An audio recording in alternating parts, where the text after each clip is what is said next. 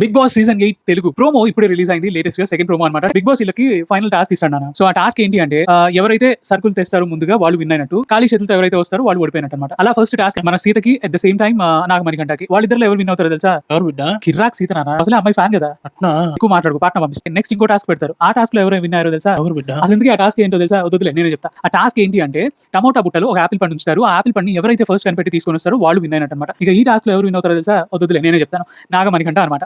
ఇక అలాగే నాన్న ఆ తర్వాత ఇంకో టాస్క్ పెడతారు. అదేంటో తెలుసా? వద్దులే నేనే చెప్తాను. ఏంటన్నా అలా చూస్తున్నావు? కామ్గా ఉన్నావు కదా, నువ్వే చెప్తా ఉన్నావు బిడ్డ. కామ్గా ఉంటే నేను ఎందుకు కొడతాను? కామంతో ఉంటేనే కదా నేను కొడతాను. ఆ మూడో టాస్క్ ఏంటి అంటే బొరుగుల్ని ఎవరైతే 250 గ్రామ్స్ అంటే 250 గ్రాములు మొదటిగా తెస్తారో వాళ్ళు విన్ అయినట్టు అనమాట. ఈ ఇద్దరు కూడా యాక్యురేట్ గా ఓకే 250 గ్రామ్స్ తీసుకొని రారు కాబట్టి సంచాలకుగా వ్యవహరిస్తున్నటువంటి యష్మి వీళ్ళిద్దరిని కూడా డిస్క్వాలిఫై చేస్తారు అనమాట. సో ఇది అనమాట విషయం అయితే మాత్రం. సో ప్రోమో చూస్తే మాత్రం నాకు పర్సనల్లీ ఎందుకో యష్మి సంచాలకుగా ఫెయిల్ అయిందా అని అనిపిస్తుంది అనమాట. నీకేమనిపించిందన్నా? ఆయన నీ ఒపీనియన్ ఎందుకు నా పెద్దగా ఉండేవాడివి. సో మీకేమనిపించింది అనేది పక్కన కమెంట్ సెక్షన్ లో కమెంట్ చేయడం మాత్రం మర్చిపోకండి.